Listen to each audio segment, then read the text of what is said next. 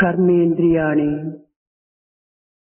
సంయమ్య ఆస్తే మనస స్మరణ్. కర్మలను ఆచరించుటలో కాని కర్మలను ఆచరించకపోవటంలో కాని ఏ విధమైనటువంటి యొక్క అభ్యంతరము ఉండదు. There is no objection whatsoever either in performing action or in not performing any action. చిత్తమునందు వాసనలను వేరు చేయుటే ప్రధానమైనటువంటి అంశము. The most important thing is to remove the tendencies which are in the heart. మనసునందులి మాధుర్యములను దూరము చేయుటే ప్రధానము. Another important thing is to drive away the dirt from the mind and from the heart. చిత్తమునందులి రాగద్వేషములను నిర్మూలము గావించుటే దీని యొక్క ఆశయము. The object and the goal is to root out the attachment and delusion from the heart. ఇవి ఏవి చేయకుండినా కేవలము ప్రపంచమును వెలిసి పారిపోయి గిరిగుహలయందు ఏకాంతవాసము చేసినప్పటికీ ఎట్టి కర్మలను ఆచరించకపోయినప్పటికీ వాడు బద్ధుడే. Without doing any such exercise, if one runs away to a forest or to a cave, and if one wants to just think of all these things, one is bound by all such thoughts and actions. కారణం మనసునందలి మాలిన్యములు అనేక విధములైనటువంటి భావములను పురికొల్పుతూ ఉంటాయి. The reason is the dirt and such accumulated tendencies in the heart will be prompting a number of thoughts in the man. హృదయం నందలి వాసనలు అనేక విధములైన సంకల్ప వికల్పములను సృష్టిస్తూ ఉంటాయి. The hidden thoughts and seeds in the heart will be making a person to think different ways. చిత్తమునందలి రాగద్వేషములు మానవత్వాన్ని మరుగు చేస్తూ ఉంటాయి. Attachment and hatred inside the heart will be making a man forget his own human nature. కనుకనే మనసునందలి మాలిన్యము, హృదయం నందలి వాసన, చిత్తమునందలి రాగద్వేషములను ఎవరు నిర్మూలము గావించుకొని ప్రశాంత హృదయులై జనమధ్యమును సంచరించుతున్నప్పటికీ ఎట్టి కర్మలు ఆచరించుచుంటున్నప్పటికీ అట్టివారే నిజ యోగులని Bhagavad Gita నిరూపించినది. Bhagavad Gita has proved that removing impurities in the mind and removing attachment and hatred, liking and disliking in the heart, if one can perform any action, whatever may be the action, he will not be bound by that, he will be free from the fruits thereof. అయితే ఇట్టి సత్యమును గుర్తించలేని మానవులు కర్మ సన్యాసమును పూని కేవలము కాలము వ్యర్థము గావించుటలో తమ కర్తవ్యమని భావిస్తుంటారు. People who do not recognize this particular truth renounce action and indulge in laziness. ఆధ్యాత్మిక రంగములో సోమరత్వమునకు ఎట్టి అవకాశము ఉండదని గీత పదే పదే హెచ్చరిస్తూ వచ్చింది. Gita has repeatedly warned that in the area and the world of spirituality, there is no room for laziness. కనుకని భగవద్గీత యందు నిజమైనటువంటి యోగము అనాసక్తి యోగమని నిరూపిస్తూ వచ్చింది. In that context only, Bhagavad Gita has been teaching the yoga of disinterestedness as the most important yoga to be practiced. అది అనాసక్తి. ఆసక్తి లేనటువంటి యొక్క దివ్యమైనటువంటి మార్గమే అనాసక్తి. That is the yoga of anasakti, disinterestedness, not having any personal interest in the things that are performed. ఈ సాంఖ్య యోగమునందు నిష్కామ కర్మను ప్రత్యేకించి ప్రకటిస్తూ వచ్చింది. In the chapter Sankhya Yoga, special emphasis has been laid on performing action without expecting fruits thereof. ఎట్టి సాధకుడు కాని దుష్కర్మల నుండి నిష్కామ కర్మలకు ఎగబాకుటం ఇది సాధ్యము కాని పని. No person would be able to just reach a stage of nishkama karma if his tendencies are bad. నిష్కామ కర్మ నుండి సద్గుణ కర్మలకు అనగా సదాచార కర్మలలో ప్రవేశించి సత్కర్మలలో ప్రవేశించి తద్వారా నిష్కామ కర్మలు చేరడానికి ప్రయత్నించాలి. A person will have to travel from bad qualities to good qualities and good actions. From good actions, then he has to renounce the fruits thereof. కర్మలను ఆచరించుటలో ఉండినటువంటి యొక్క అంతరార్థం ఏమిటి? What is the inner secret of performing actions? ఈ కర్మల వల్ల చిత్తశుద్ధి ఏర్పడుతుందని గీతావాక్యము. It is Gita's proclamation that on account of action and through action, purity of the heart can be attained. చిత్తస్య శుద్ధయే కర్మ. చిత్తశుద్ధి నిమిత్తమై కర్మలు ఆచరించమని ఆదేశించింది. The commandment is that one has to perform action for the sake of attaining purity of the heart. అయితే ఎట్టి కర్మల చేత చిత్తశుద్ధి ఏర్పడుతుంది? By doing what type of action would a person be able to achieve purity of heart? ఈశ్వరార్పణతో కావించినటువంటి కర్మల వల్లనే చిత్తశుద్ధి ఏర్పడుతుంది. One would be able to attain purity of heart only by performing action as an offering to the Lord.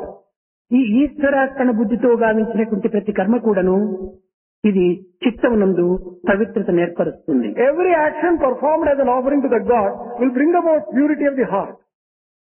వండినటువంటి భోజనము మనం భుజించుటకు ప్రయత్నించుటలో ఇది కేవలం ఆహారంగా రూపొందుతుంది.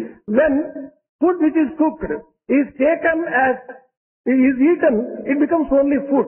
ఈ ఆహారమునే భగవత్ అర్పితము గావించి భుజించటం చేత ఇది ప్రసాదంగా రూపొందుతుంది. If the same food is offered to the Lord first and then taken, it becomes prasadam.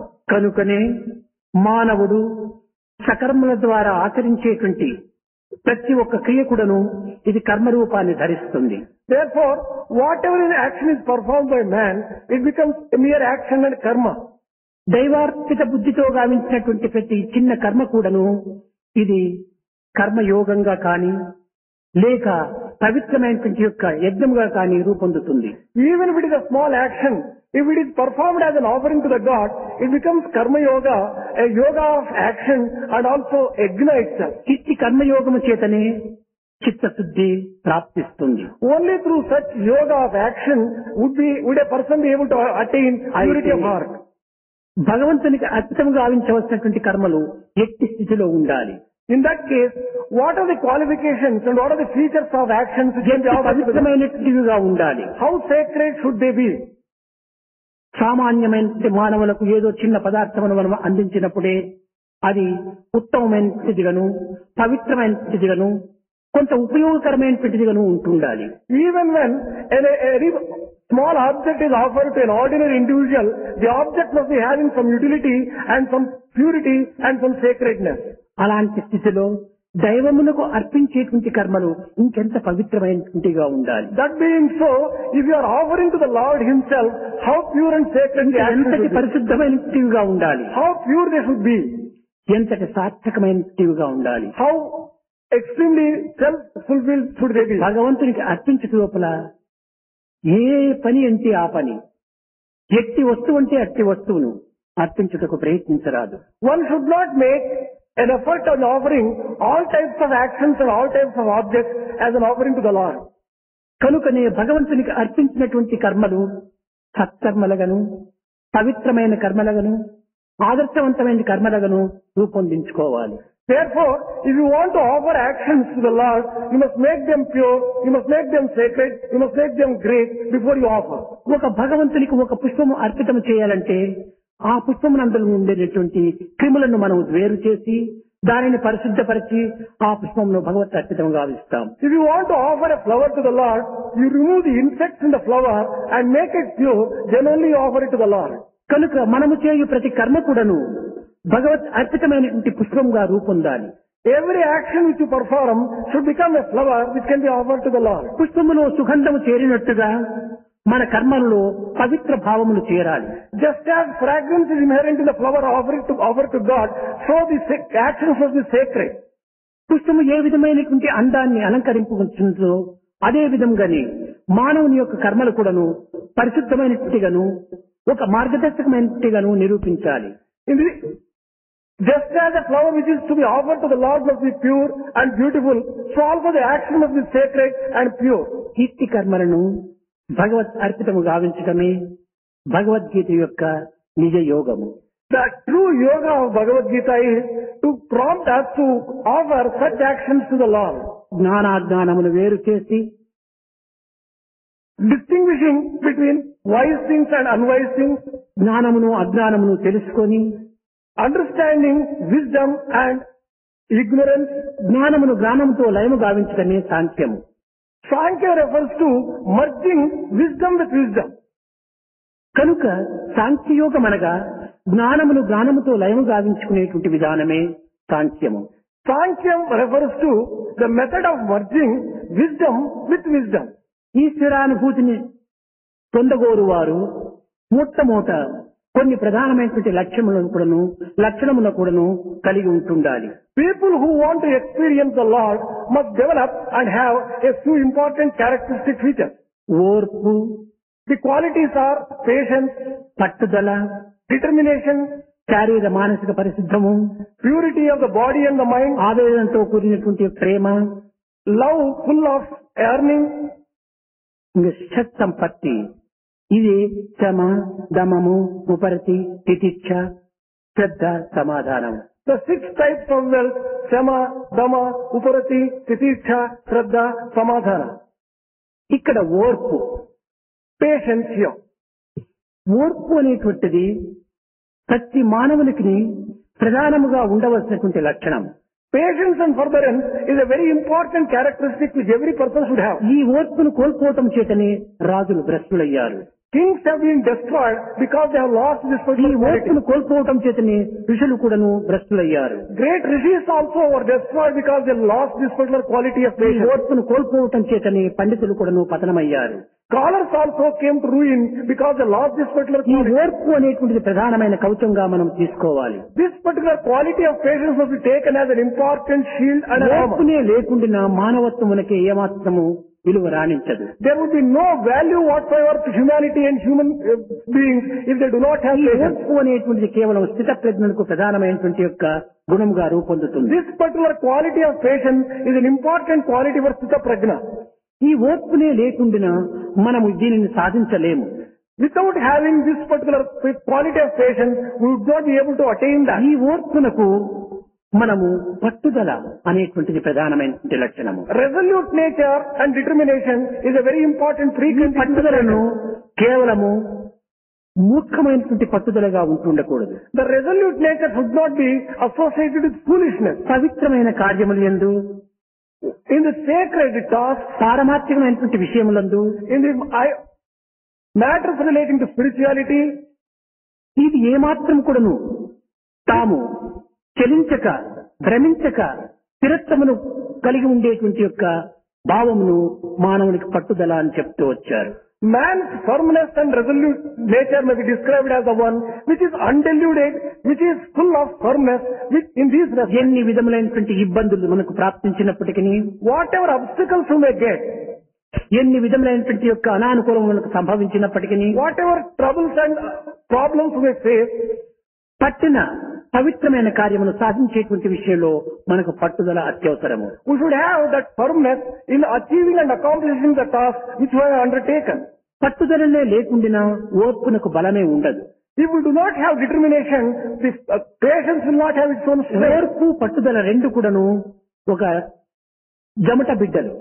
Patience and determination are like twins. ఇది ఒకదానిని ఒకటి వీడి ఉండలేవు.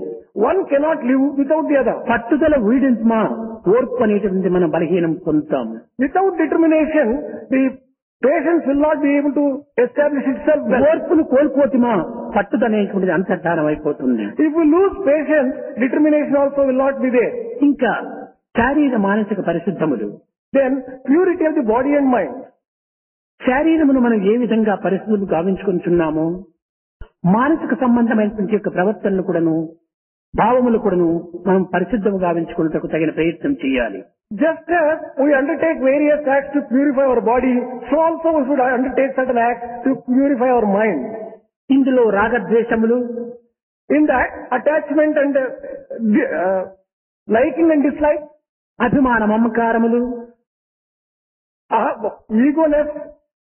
egoism, ఇలాంటి భావములను మనసు నందు నుంచి మనం వేరు చేయాలి. We should remove these qualities from our mind. అప్పుడే మనకు ఒక ఇంద్రియ నిగ్రహం ఏర్పడుతుంది. Then only we will be able to get self-control. పూర్వం ఏ విధంగా తన యొక్క అవయవములను ఇష్టం వచ్చినట్టుగా వదులుకోవటము, ఇష్టం వచ్చిన సమయంలో తాను మడుచుకోవటము జరుపుతుండను, అదే విధంగానే మన ఇంద్రియములను మనం స్వాధీనమునందుకునేటువంటి ప్రయత్నం చేయాలి. Just as tortoise should be free to loosen its limbs and come out and then also withdraw itself, we should have in the same way self-control. ఈ ప్రధానమైనటువంటి గుణములు స్థితప్రజ్ఞ యొక్క లక్షణములను నిరూపించింది గీత. Gita has proved that these are important qualities of Sthita Prajna. కనుక మానవుడు ఎట్టివాడు అనేటువంటి విషయాన్ని నిరూపించేటువంటిదే కర్మక్షేత్రము. The area and the field of karma or action, it proves what type of man he is. ఇందులో నిష్కామ కర్మకు చాలా ప్రాధాన్యతను అందించింది. That is the very reason why so much of importance is given for Nishkama action. అద్దము మన ముఖం యొక్క స్వరూపాన్ని ఏ విధంగా నిరూపిస్తుందో, Just as mirror proves the type of face that we have, మన దేశమునందల టెంపరేచర్ ని ఏ విధంగా thermometer నిరూపిస్తుందో, just as thermometer gives the reading of the temperature of our body, మానవుని యొక్క మంచి చెడ్డలను కర్మకలాపంలో నిరూపిస్తుంది. his action proves what type of feelings a person has. కనుక మానవుడు ఎట్టివాడు అనేటువంటి విషయాన్ని తాను చేసేటువంటి కర్మల ద్వారానే మనకు గుర్తింపజేసుకోవచ్చు. We can easily find out what type of person a person is by seeing his actions. ఒకరు చూచుటకు మహా సాత్వికంగా కనిపించవచ్చును, One may appear to be a sattvic person. మహా త్యాగిగా గోచరం కావచ్చును, He may appear to be a person of great పవిత్రమైన sacrifice. హృదయుడుగా మనకు విశ్వసించవచ్చును. We may believe that he is a person with sacred heart. కానీ అతను చేయు కర్మల యందు మహా పశుత్వాన్ని, రాక్షసత్వాన్ని కూడాను గోచరింపచేస్తుంది. But if his actions might prove otherwise showing animality and demonic nature, it could be easily understood. మరికొందరు చూచుటకు చాలా కఠినంగా మనకు కనిపించవచ్చు. Some other people may be appearing to be very cruel. నిర్దయ, నిర్దాక్షిణ్యం కలిగినటువంటి వ్యక్తులుగా మనం నిరూపించవచ్చు. We may feel that they are cruel and cursed.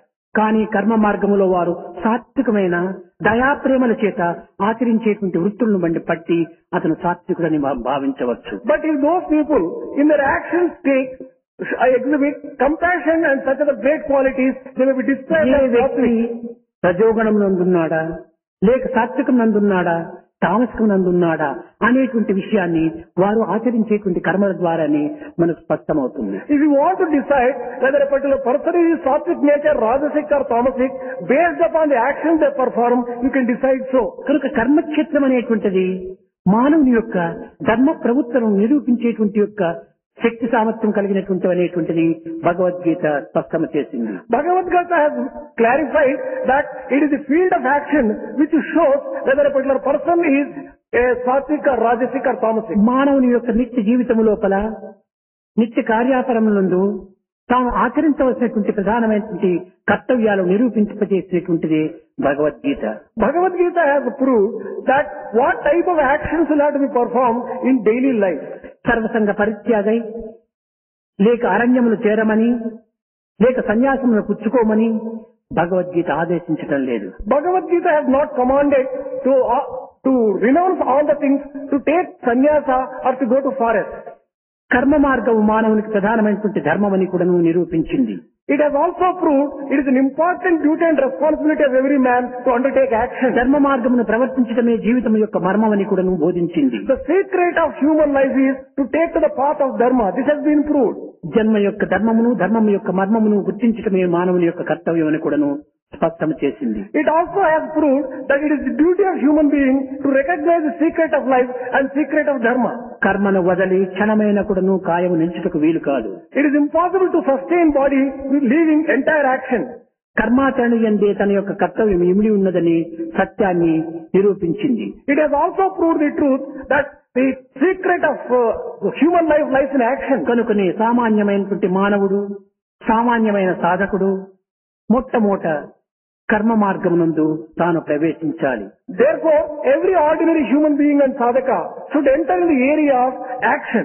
ఈ కర్మల యందు పవిత్రమైనటువంటి కర్మలుగా మనం నిరూపించాలి. Among the actions which are performed, we must prove that they are sacred actions. పరోపకార సంబంధమైనటువంటి వృత్తులుగా మనం పెంపొందించాలి. We have to develop these actions into actions which are useful to others. ఆదర్శవంతమైనటువంటి కర్మలను మనం ఆదేశించాలి. We have to perform actions which are ideal. ఆచరించాలి. We have to practice them.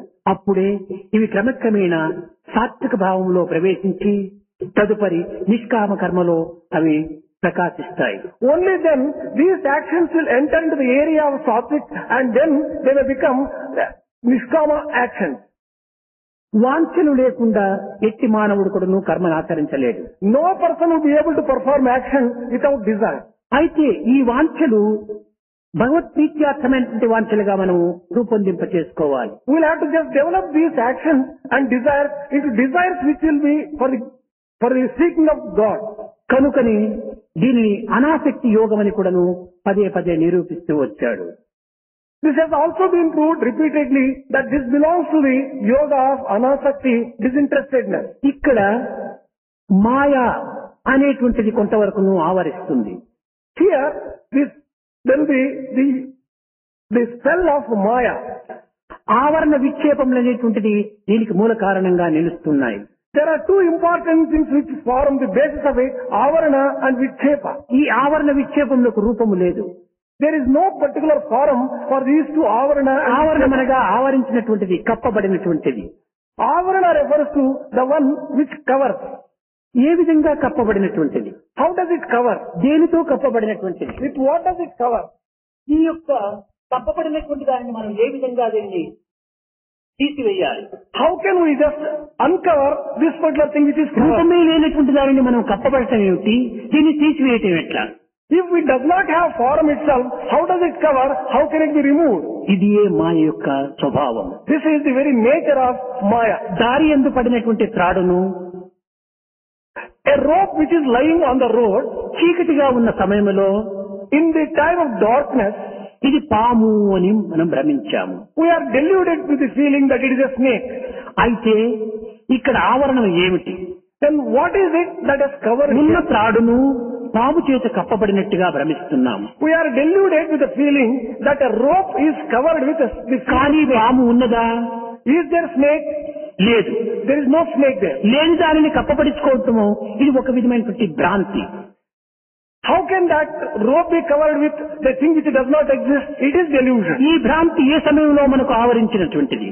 Under what circumstances does it use its own influence on us? ఇది చీకటి యందు ఆవరించినది. In darkness, there is this particular అయితే feeling. త్రాడును పాము ఆవరించినదా లేక మనలను భ్రమ ఆవరించినదా? Whether snake has covered the rope or delusion has covered us, త్రాడును పాము ఆవరించలేదు. snake has not covered the rope. మానవుని మనసును భ్రమ ఆవరించింది. It is the delusion which has covered the mind of man. కనుక ఈ భ్రమనే ఒక మాయ. This delusion itself is Maya. దీనిని ఒక జ్యోతితోట లేక ఒక వెలుతురుతో దానిని వేసి చూసినప్పుడు ఇక్కడ పాము లేదు. When you put a torch or when you light a lamp there and see, you don't find a snake there. ఉన్నది త్రాడే. There is only rope there. కనుక ఆవరణం పోయినది. Then this delusion has disappeared. ఉన్న పదార్థం కనిపిస్తుండాలి. The real object is seen there. ఇది విక్షేపం. This is vikshepa. ఉన్నది ఎప్పటికీ ఉండిదే. A thing which is existing is అందులో always ఏ మార్పులు కూడాను ఉండవు. There is no change whatsoever in that. భ్రమలు రావటం పోవటము ఇది కేవలం ఒక విధమైనటువంటి బంధుత్వంగా భావించుకోవచ్చు. It is a delusion which comes and goes. It is something like మాయ కానీ, be it Maya, బాధలు కానీ, be it pain, నిందలు కానీ, be it నిష్ఠూరములు కానీ, censure. ఇవన్నీ కూడాను కేవలం రాకపోకలతో ఉండినటువంటి బంధుత్వం వంటివి. All these things come and go like relatives. వచ్చిన బంధువులు శాశ్వతంగా మన ఇంటిలో నిలవరు. Relatives who have come to our house will not stay there permanently. రావటం పోవటం. They come and go. ఇదే విధంగానే మాయ అనేటువంటిది కేవలం మానవుని యొక్క భ్రాంతిగా రావటం పోవటం జరుగుతుంది. In the same way, this Maya comes and goes as a delusion for the human being. ఉన్న త్రాడును కప్పబడినటువంటిది పాము. It is the snake which covers the rope. ఇదే ఆవరణం. This is avarana. కానీ కప్పబడినటువంటి పాము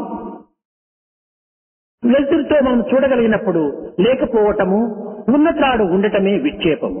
It is Vikshepa which makes, with the help of light, to see rope as rope and snake disappears. అయితే ఆవరణం ఒక పర్యాయము, విక్షేపం ఒక పర్యాయము జరుగుతుందా అని మనం విచారించవచ్చు. Then we'll have to just inquire whether Avarana and Vikshepa come at two different times. ఇది ఒక్కొక్కటి ఒక్కొక్క పర్యాయం కూడాను గోచరం కావచ్చును, కానీ రెండు కూడాను ఒకే పర్యాయం గోచరం కావచ్చు. It is possible that they may appear at different points of time or at the same time also. రావటం పోవటం అప్పుడే ఆవరణ విక్షేపం రెండు కూడాను జరగవచ్చు. Coming or going, both of Avarana and Vikshepa may take place at the same కనుక time. అర్జునుడికి కప్పబడినటువంటి అజ్ఞానం అనేటువంటి ఆవరణాన్ని ఈ సాంఖ్యయోగమునందు జ్ఞాన బోధ చేత అర్జునుడు దానిని తీసి, కృష్ణుడు దానిని తీసి పారవేసి అర్జునుడి యొక్క స్వప్రకాశమైనటువంటి యొక్క స్వభావమైనటువంటి యొక్క స్వసంకల్పమైనటువంటి యొక్క స్వస్వరూపమైనటువంటి యొక్క దీనిని నిరూపించి చేసుకున్నాడు. Krishna, by teaching wisdom to Arjuna, he has been able to free him from his delusion and make him shine in his self-effulgence. కానీ మనము పై దృష్టిలు మాత్రమే మనము అభివృద్ధిని గావించుకుంటున్నాము. If we may be developing only superficial understanding. అంతర్దృష్టి ప్రధానమైనటువంటిది. It is the inner vision which is very important. అదే శాశ్వతమైనటువంటిది. That alone is permanent. అట్టి సత్యమైన నిత్యమైనటువంటి యొక్క స్వస్వరూపాన్ని మనం మరచి కేవలం నశ్వరమైన, అస్థిరమైన, చంచలమైన, మార్పు చెందినటువంటి ఈ జగద్దృష్టిని మనం అభివృద్ధి గావించుకోవటం చేతనే మనకు నిజతత్వాన్ని మనము దూరం చేసుకుంటున్నాం. We are becoming distant to the true spirit and true understanding because we are developing an outer vision which is impermanent and forgetting the inner vision which is true and which is sacred. భగవంతుడు చేసేటువంటి పని అది. It is this which God performs and does. నాయన, ఎంతకాలం ఈ జగత్తునందు నీవు జీవించినప్పటికీ, ఎన్ని విధములైనటువంటి కర్మలు ఆచరించినప్పటికీ ఇవి క్షణభంగురం.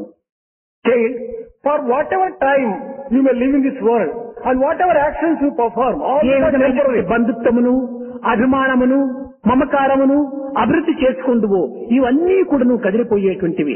Whatever relationship, whatever attachment, whatever egoism you develop, all these things are going to disappear. ఈ జీవిత ప్రవాహములో సర్వం కూడాను ఇందులో కొట్టుకుని పోయేటువంటివి. In the flow of life, all these things will be washed away. కొట్టుకుని పోయేటువంటి యొక్క ఈ పదార్థమును మనం పట్టుకున్నప్పుడు ఇవి మనము రక్షించగలవా? If you catch hold of things which are themselves subject to this flow, how can they give you పట్టుకున్న protection? పదార్థము కొట్టుకుని పోతున్నది. The thing which you are catching also is washed away. పట్టబడినటువంటి పదార్థము కొట్టుకుని పోతున్నది. The person catching also is washed away. పట్టుకున్నవాడు కొట్టుకుని పోతున్నాడు. Person who is catching these things also will be washed. దీనిని పట్టుకుని ప్రయోజనమేమిటి? What is the use of catching hold of this? కనుకనే మనము ఈ అనిత్యమైనటువంటి యొక్క విషయములు యందు పటుత్వమును మనం అభివృద్ధి పరచుకొని మన యొక్క జీవిత తత్వాన్ని మనం మరుగు చేసుకుంటున్నాం. Developing firm conviction and firm faith and attachment to temporary things, we are wasting our life. కనుక శాశ్వతమైనటువంటి యొక్క దైవత్వాన్ని మనం శరణుజొచ్చినప్పుడే మనకు నిజమైనటువంటి యొక్క ఆనందం లభిస్తుంది. Only when we surrender to the permanent entity of the divinity, we will be able to get real joy and permanent joy. కనుక అర్జున, నీకు ఆవరించినటువంటి ఈ అజ్ఞానము దూరము గావించుకొని ఇంద్రియములను నిగ్రహించుకొని నీవు రాగద్వేషమును దూరం చేసుకొని మనసునందరి మాలిన్యమును కొంతవరకు తుడుచుకోమని ఆదేశించాడు కృష్ణుడు. Krishna has commanded, O Arjuna, remove the ignorance which is covering you. Free yourself from the attachment and the delusion and purify your own heart and feelings to some extent at least. మానవ జీవితమునకు కర్మకు మించినటువంటి మార్గం మరొకటి లేదు. There is no other royal road for a human life other than action. కర్మను ఆధారం చేసుకునియే నీవు భక్తి యందు నీవు ప్రవేశించాలి. You can enter into the area of devotion only on the basis of action. భక్తిని నీవు కొంతవరకు అభివృద్ధి పరచుకునియే జ్ఞానములో ప్రవేశించాలి. Only after developing devotion you will be able to enter into the area of wisdom and gnana. కనుక మానవుని యొక్క విశిష్టతకు గాని, మానవుని క్రింద తోయుటకు గాని, ఉన్నత స్థాయికి కొనుపోవుతున్నది కానీ కర్మని. It is the action which takes a man to an elevated spot and elevates him or brings him down to the depths of sorrow. కనుక మానవుని యొక్క మంచి చెడ్డలన్నీ కూడాను కర్మ చేత కట్టబడినటువంటివి. Be it good or bad of man, it is inextricably associated with action. ఈ కర్మల చేత యజ్ఞయాగాది క్రతువులు కాని, దాన ధర్మాది వృత్తులు కానీ మనం ఆచరించవచ్చు. By action, we may perform yajna, yaga, etc. అయితే యజ్ఞయాగాది క్రతువుల యొక్క ఫలితం ఏమిటి?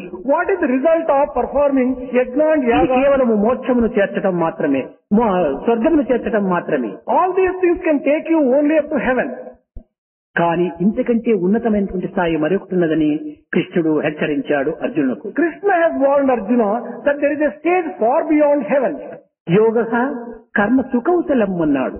He has just said, కౌశలమనే కాదు, సుకౌశలం అన్నాడు. he has said, performing action skillfully is yoga.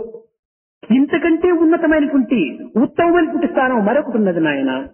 There is a stage which is far beyond, far more sacred than this. ఈ స్వర్గమే సత్యము నిత్యమని నీవు భావించకు. Do not consider this heaven as a permanent one. క్షీణే పుణ్యే మధ్యలోకం విశంతి. ఇది కొంతకాలముకు తిరిగి దిగి రావాల్సి వస్తుంది. At the end of the exhaustion of the merit, you will have to come down to earth. ఇది తాత్కాలికమైనటువంటి camp. This is only a temporary camp. ఇందులో నీవు శాశ్వతంగా జీవించడానికి వీలు కాదు. You would not be able to permanently live in that. ఏదో దేహ సంబంధమైన ఇంద్రియ సంబంధమైనటువంటి భోగభాగ్యములు లభించడం నీవు భావించవచ్చు. You may be thinking that you can get a few pleasures for the body and a few ఈ pleasures for the mind. మిత్రులందు ఏ భోగభాగ్యములు నీవు ఆశించవో దీనికంటే కొంత ఉత్తమమైనగా ఉండవచ్చును. అంతేకాని అంతకు మించి మరొక సుఖములు అక్కడ లేవు. The pleasures and luxuries which you may get in heaven may be a little more greater than what you get on earth. కనుక దీనికంటే ఉన్నతమైనటువంటి ఒక స్థానం వరకు ఉన్నది. There is a stage which is far beyond, far more sacred than this. అది ఏ దైవాత్మతత్వము. This is the principle of identifying oneself with ఇదే God. Brahma సంయోగము. This is also mergence with ఇది Brahman. ఆత్మానుసంధానము. This is association with Atma. కనుక ఇట్టి దివ్యమైనటువంటి స్థితిని నీవు పొందుటకై నీవు కర్మలు యందు నిష్కామ కర్మను ఆచరించమన్నాడు. For attaining this particular state, you better perform actions without expecting the fruits thereof. నీవు ఏదైనా ఒక కర్మను ఆచరించినప్పుడు దానికి ఫలితం ఉండనే ఉంది. When you perform any action, there will certainly be a fruit for the అది action. నీవే అనుభవించాలి అనేటువంటి ఒక సిద్ధాంతం ఇక్కడ లేదు. There is no rule which says that you alone should enjoy the fruit of it. మన తాతగారు ఒక మామిడి చెట్టు పాతి ఉండవచ్చును మన పెరట్లో. Our grandfather might have sown a seed and developed it. అది వృక్షమై కాయలు కాచే సమయానికి తాతగారు పోవచ్చును. The grandfather might have died by the time the tree gives fruit. కానీ ఆ ఫలమును తన మనమళ్ళు, తన కొడుకులు, తన మనమరాళ్ళు కూడా అనుభవించవచ్చు కదా. The fruits of the tree may be enjoyed by the grandchildren of this particular person. కనుక కర్మను ఆచరించినటువంటి వ్యక్తి దీనిని అనుభవించకపోయినప్పటికీ దాని ఫలితమేమో ఉంటున్నది. A person who performs the action might not enjoy the fruits thereof. ఆ ఫలితమును ఎవరైనా కూడా అనుభవించవచ్చు. But there will be fruits and that will be enjoyed by someone అదే else. విధముగానే ఆ తాతగారు ఈ మామిడి వృక్షము పెద్దదైపోయి దీని ఫలములు నేను అనుభవించాలి అనేటువంటి ఉద్దేశంతో తాను పాతలేదు. The grandfather who developed that particular plant, he did not undertake this particular task in the whole మన పెరటిలోని వృక్షము ఏనాటికైనా ఫలమునిస్తుంది, అది మనవారు ఎవరైనా భుజిస్తారు అనేటువంటి ఒక విశాల భావంతోనే నాటి ఉండొచ్చు. with a broad mind that the tree in the courtyard would give the fruits to someone or other, he might have undertaken this. ఇట్టి విశాలమైన భావంతో పాతినటువంటి వృక్షం యొక్క ఫలితమే తన కుటుంబంలో అనుభవిస్తుంటారు. It is the fruits of such great action which would be reaped by the members of the family. ఆ తాతగారు ఏ ఉద్దేశంతో అనుభవించారు, నా కుటుంబీకులైనా అనుభవించవచ్చు, అక్కడ కూడా ఒక విధమైనటువంటి సంకుచితమైనటువంటి అభిలాష కలిగి ఉంటున్నాడు. With what objective and motive did he just grow that particular tree? He might have done it for the ఇక్కడ sake of సంకుచితమైనటువంటి ఆసక్తితో నాటాడు. He has done it with a selfish motive that might be enjoyed by the members of his family.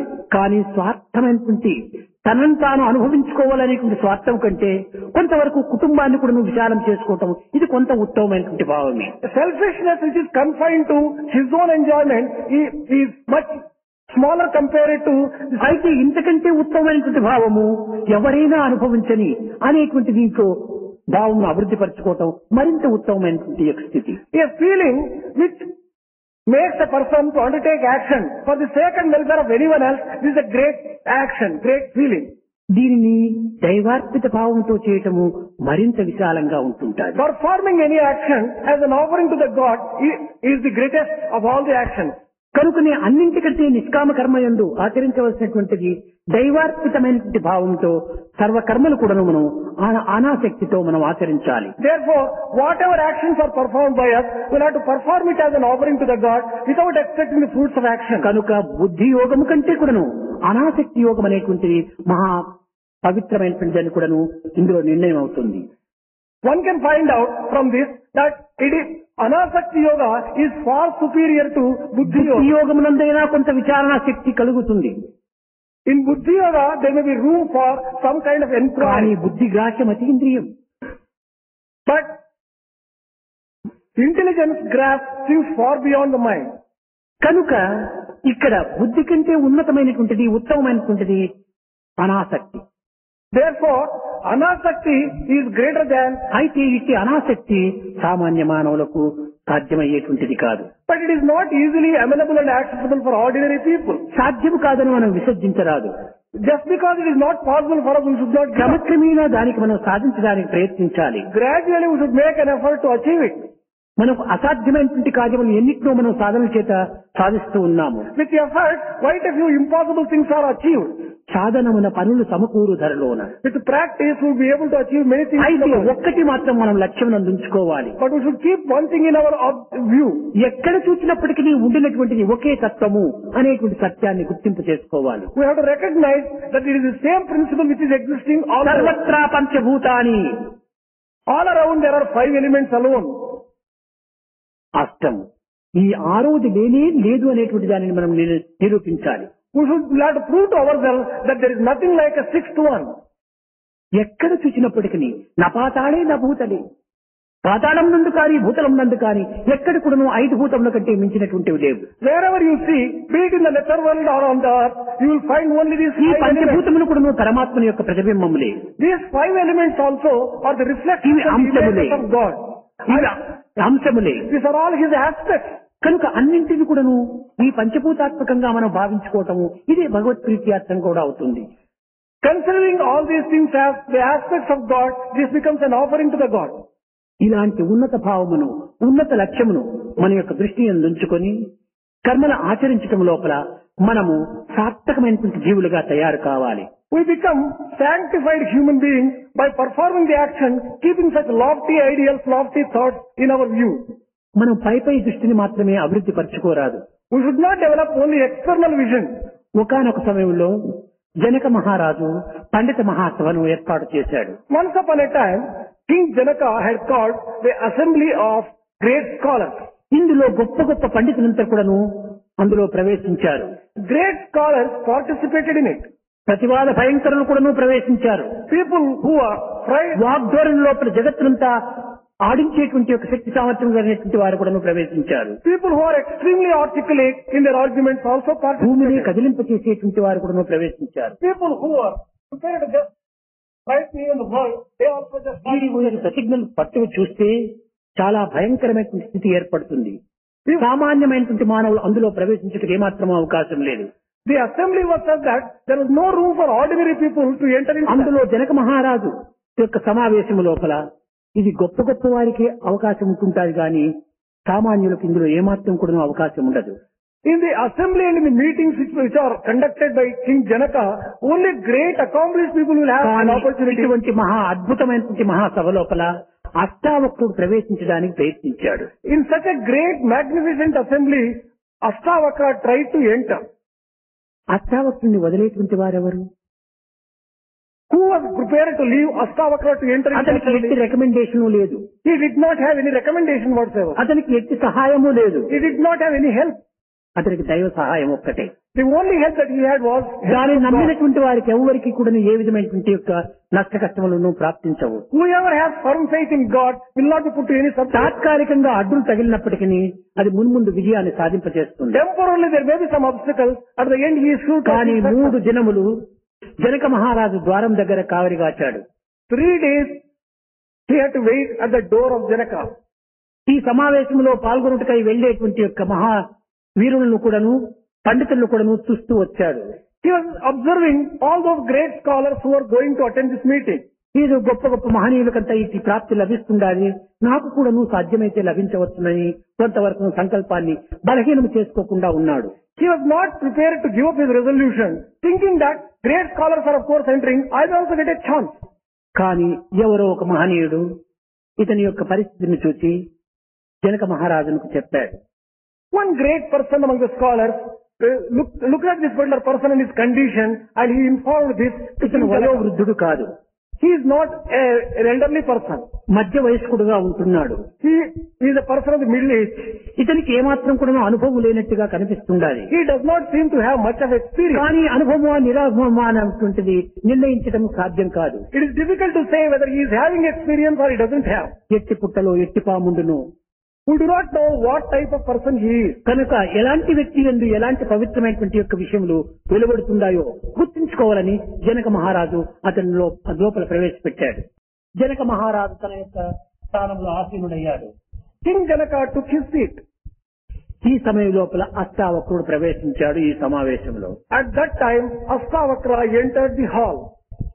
ఇతని రూపమును చూచిన తక్షణమే ఈ యొక్క సమావేశంలో ఉండినటువంటి గొప్ప గొప్ప పండితులందరూ కూడాను పక్కున నవ్వినారు. All those great scholars who were in the meeting and in that particular gathering, they all laughed at him the moment they saw his form. కానీ జనకుడు కన్ను వార్చకుండా చూస్తున్నాడు, తాను నవ్వలేదు. King Janaka was keenly observing this particular person. He was not prepared to laugh. ఈ లోపల అష్టావక్రుడు ఈ పండితుల కంటే అధికంగా గట్టిగా నవ్వాడు.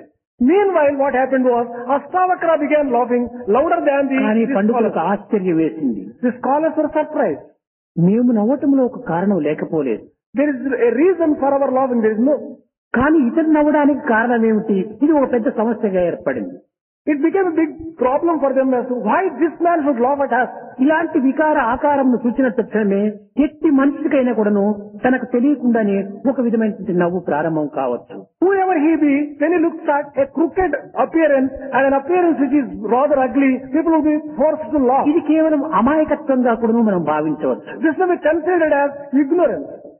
ఒక తల్లి చంటి బిడ్డను ఎత్తుకుని పోతుంటే వెనక ఎవరైనా వస్తుంటే వాళ్ళని చూసి నవ్వుతుంది ఈ చంటి బిడ్డ. An innocent child may be laughing at a person who is coming behind when mother is carrying చంటి బిడ్డ నవ్విన తక్షణమే ఎలాంటి వారికి వారికి కూడా తెలియకుండా నవ్వుతారు. When a child smiles, every other person who looks at the child is forced to smile. ఇది అమాయకత్వంలో ఉండేటువంటి పవిత్రత. This is the greatness and sacredness of. కానీ ఇక్కడ పవిత్రతలో ఉండినటువంటి అమాయకత్వంగా రూపొందుతుంది. There is sacredness which is inherent in innocence. పండితులందరూ కూడా చాలా గొప్పవారు. Scholars who have assembled them, they were very great. అమాయకత్వం ఏమాత్రం కూడా చేరలేదు వాళ్ళు. There is no innocence there. కనుక వారు ఈ యొక్క వ్యక్తి నవ్వటంలో కారణం ఏంటో అని గుర్తించాలని అందరూ కాచుకొని ఉంటున్నారు. They were eagerly waiting to find out what the cause for this particular person laughing so loudly. అందులో ఒక పండితుడు సాహసించి, నాయనా నీవెవరో, కానీ నీ రూపం చూస్తే మాకు చాలా నవ్వు వస్తుంటుండాలి, కానీ దీనివల్లనే మేమందరూ నవ్వాము, కానీ నీవు నవ్వడానికి కారణం ఏమిటి? One among the scholars made bold to say that, oh person, who are you? We do not know. When we look at you, your form made us laugh. Why are you laughing? In response to our laughter. అయ్యా, నేను ఇక్కడేదో గొప్ప పండితుల మహాసభ జరుగుతుండాలని నేను ప్రవేశించాను. Well, sir, I entered this particular assembly thinking that this is an assembly of great scholars. ఇలాంటి వారంతా ఈ యొక్క సమావేశంలో ఉంటున్నారంటే నేను ఈ జనక మహారాజు సమావేశానికే వచ్చి ఉండేవాడిని కాదు. If only I had known such people are in this assembly, I would not have come to this. నేను గొప్ప గొప్ప మహా పండితులంతా ఉండారని చెప్పి నేను ప్రవేశించాను. I entered here thinking that there are great scholars కానీ here, ఇక్కడంతా చర్మకారులు మాత్రమే ఉంటున్నారు. but there are only cobblers here. ఈ మాట వినేటప్పటికి పండితులకు చాలా కోపం వచ్చింది. Those scholars who assembled there were very angry when he uttered like this. చర్మకారులు అంటే చెప్పులు కుట్టేటువంటి వారు అని దీని అర్థం. Charmakandu refers to a cobbler who stitches. ఇంత కఠినమైనటువంటి పదం ఉపయోగపెడుతున్నావా అని అందరూ కూడా చాలా ఉగ్రులైనారు. All those scholars who are very angry for using such an abusive or insulting word. అష్టావక్రుడు చెప్పాడు, Astavakra, మీ చర్యలకు ఈ పదమే సరైనటువంటి పదం అన్నాడు. this is a proper word to describe your action, he said. చెప్పులు కుట్టేటువంటి వారికే చర్మం యొక్క విషయం బాగా తెలుస్తుంది కానీ మిగతా వారికి ఏమాత్రమూ తెలియదు. Only cobblers will be able to recognize the value of the skin, others would not be able to do it. కాబట్టి మీరందరూ నా చర్మాన్ని చూసి నవ్వుతున్నారు. All of you are laughing at my skin. నా యొక్క పాండిత్యాన్ని చూడటానికి మీరు ప్రవేశపెట్టలేదు. You have not cared to find out my ప్రయత్నం చేయలేదు. scholarship. You have not made any efforts to know my scholarship. కనుక పండితులైనటువంటి వారు అంతర్దర్శనం కలిగి ఉంటుండాలి. Pandits should have the capacity to look inward. కనుక ఈ అంతర్దర్శనమే లేనటువంటి యొక్క తత్వము ఇది పాండిత్యానికి ఒక ఏమాత్రం కూడా అవకాశం కాదన్నాడు. A person who does not have an inner vision cannot be described as a scholar at all, he said. ఈ సత్యాన్ని గుర్తించినటువంటి జనకుడు ఇతన్ని ప్రవేశపెట్టి ఇతనితో పాండిత్యం యొక్క విషయాన్ని ప్రదర్శించమని కోరాడు. King Janaka, who recognized this particular aspect, asked him to enter into the assembly and asked him to... అదే విధముగానే లోకములో ఎంతటి గొప్పవారైనప్పటికీ బాహ్య దృష్టిని మనం అభివృద్ధి పరుచుకుంటాము కానీ అంతర్దృష్టిని ఏమాత్రం కూడా మనం ప్రయత్నపూర్వకంగా సాధించడం లేదు. In the same way, in the world, however great we may be, we develop only external vision and not the inward vision. కనుక నీ యొక్క దేహ సౌందర్యము, దేహ పటుత్వము, దేహం యొక్క శక్తి సామర్థ్యములు నీవు ఊహించవచ్చును కానీ దైవము మానసిక పరిశుద్ధమే, చిత్తము యొక్క ప్రభావమే. You may take into account and recognize only the physical features, the physical power, the education, etc. But God looks to... హృదయం యొక్క శాంత స్వభావమునే తాను పరిశీలిస్తాడు. God looks to the purity of the heart and the inner peace of the heart. కనుకనే మన అంతర్దృష్టిని మనం అభివృద్ధి పరచుకొని అంతర్భావములను కొంతవరకు ప్రశాంతమైనటువంటి రీతిగా మనము చూసుకోవాలి. We should develop inner vision and develop inner peace. ఎట్టి సమయమునందు కానీ మనం ఉద్రేకములకు కానీ ఇంకే విధమైనటువంటి యొక్క దీనికి కానీ మనం ఆవేశానికి కానీ మనము గురి కారాదు. Under whatever circumstances be it, we should not be subject to easy excitement. వారి యందు ఉండేటువంటి భావములు బయట రాని. The feelings which are inside will have to ఎవరైనా నిన్ను దూషించారనుకో, someone were to just, let us say, insult you. ఈ దూషించడం వల్ల నీకు ఒరిగేటువంటిది ఏమి లేదు, తరిగేటువంటిది ఏమి లేదు. What is it that you are going to lose or by that kind of insult? దీనికి నీవు ఏమాత్రం కూడా ఆవేశపూర్వకంగా నీవు ఉద్రేకం తెప్పించుకోరాదు. For such insults, you should not respond with excitement. ప్రశాంతంగా ఉంటుంటే నీపైన అతని కలిగినటువంటి ద్వేషం ఏమిటో అదంతా ఒక్కతూరి బయటపడిపోని. If you are peaceful, all the anger that he has may be poured out. కానీ దానిని నిలపడానికి నువ్వు ప్రయత్నం చేస్తే ఇది ప్రమాదాన్ని చేకూరుస్తుంది. If you try to obstruct that particular feeling of anger and expression, then it will lead to dangerous situation. ఏదైనా ఒక వ్యక్తికి వామిటింగ్, వాంతులు ప్రారంభమవుతాయి. Let us just assume that a particular person is vomiting. ఈ వాంతులు దేని వల్ల మనకు వాంతులు కలుగుతున్నాయి? What is the reason for this vomiting? ఈ యొక్క ప్రేగుల లోపల ఏదో ఒక మలిన పదార్థం చేరటం చేత లేక యాసిడ్ ఫార్మ్ కావటం చేత ఈ వాంతులు ప్రారంభమవుతాయి. It is an account of the entering of some impurities into the stomach. ఎక్కడ మలినము చేరునో అక్కడ పురుగులు చేరుతాయి. Wherever there is impurity, there will be insects. ఎక్కడ మలినము పురుగులు చేరునో అక్కడ అనారోగ్యం ప్రారంభమవుతుంది. Where there is impurity and insect, there will be lack of good health. కనుక దేశంలో ఏ భాగమునందు కూడా మనం మాలిన్యం చేర్చుకోవడానికి ఏమాత్రం కూడా పూనుకోకూడదు. Therefore, we should be careful to see that no impurities enter into our body.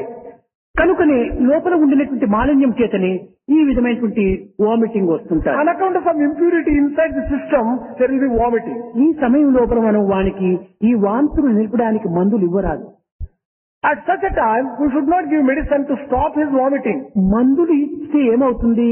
ఏదో తాత్కాలికంగా అది నిలిచిపోతుంది కానీ ఆ యొక్క మాలిన్యం లోపల ఉండినంత వరకు తిరిగి ఎప్పుడైనా మరి రావచ్చు.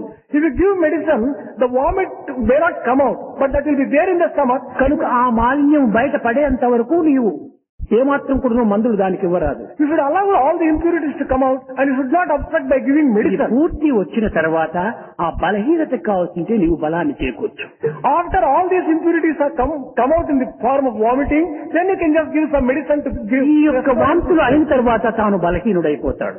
After this vomiting, he becomes weak. ఈ బలహీనుడైనప్పుడు మనం ఏమి చెప్పినా వింటాడు. Once he becomes weak, whatever you say, he will obey.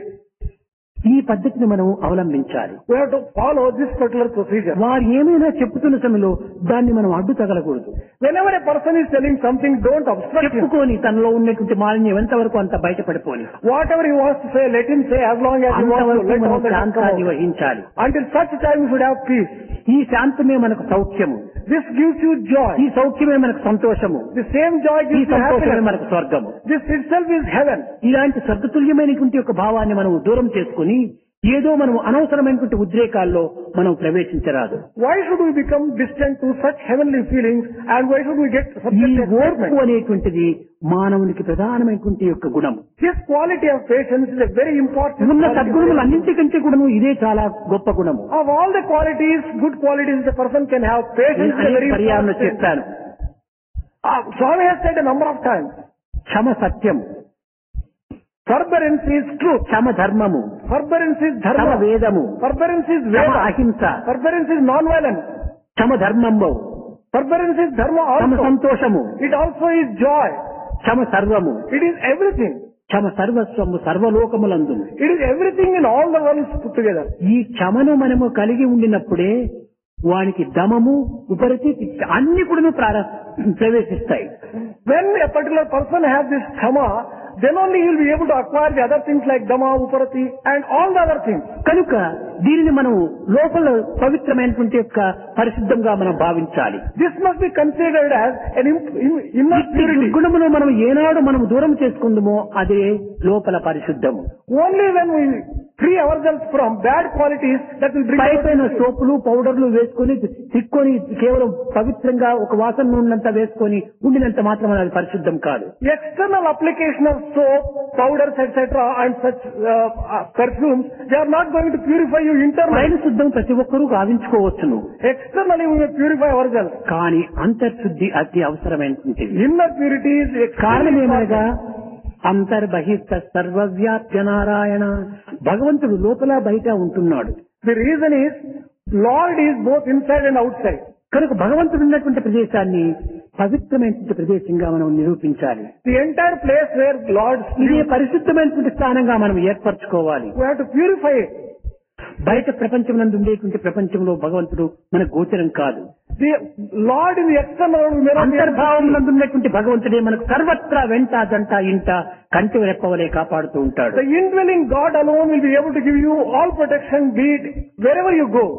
కనుక ఇక్కడ స్థితప్రజ్ఞ లక్షణం లోపల మానవుడు ఎట్టి గుణములను కలిగి ఎట్టి స్వభావముల చేత తాను ఆదర్శవంతమైనటువంటి యొక్క వ్యక్తిగా రూపొందింప చేసుకోవచ్చు అనేటువంటి విషయాన్ని ఈ సాంఖ్యయోగములో అమితంగా బోధిస్తూ వచ్చాడు కృష్ణుడు. Krishna has taught in Sankhya Yoga what are the qualities which will make a person an ideal person and a Sthita Prajna. ఇక్కడ శమము, Take one samam. మనశ్శాంతి, It is peace of mind. దమము, Damam. ఇంద్రియ నిగ్రహం, It is sense control. ఉపరతి, Uparati. ఒక విధమైనటువంటి యొక్క తీవ్రమైనటువంటి యొక్క ఆవేదన, It is a type of anguish. అనగా ఒక విధమైనటువంటి పవిత్రమైనటువంటి భావంతో కూడినటువంటిది ఉపరతి. It is anguish associated with a sacred feeling. తితిక్ష, Titiksha. ఎట్టి క్లేశ సమయం నందైనా కూడాను అచింతలమైనటువంటి యొక్క స్థిరత్వాన్ని కలిగి ఉంటుండాలి.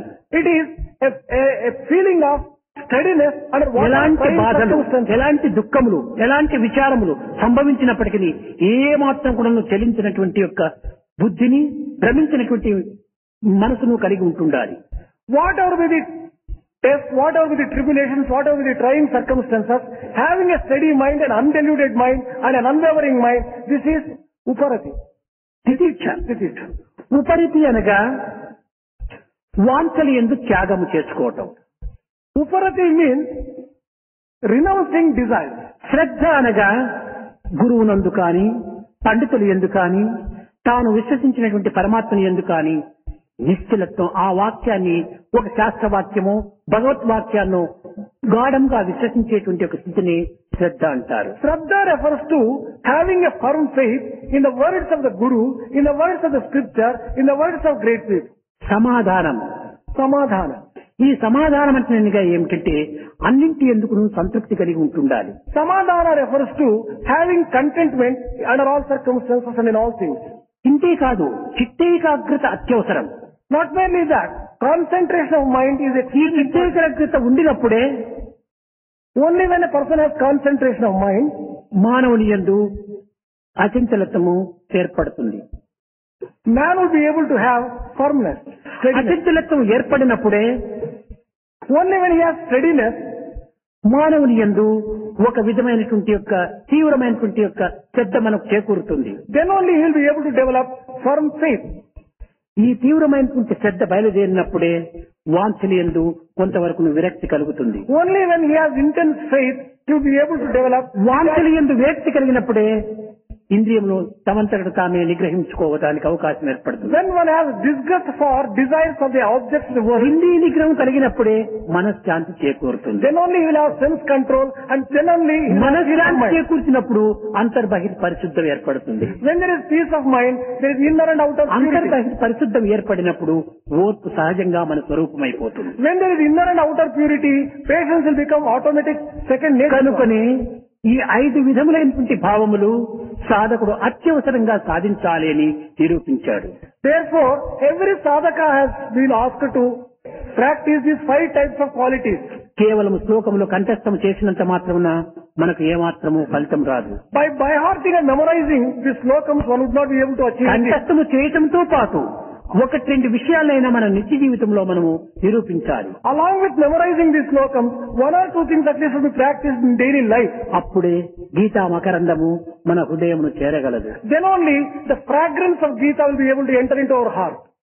కనుక ప్రతి దినము కూడాను మీరు అనుభవించేటువంటి ఈ ఆనందమును క్రమక్రమేణా అంతర్ముఖం గావించుకొనుటకు తగిన కృషి చేయాలని నేను ఆశిస్తున్నాను.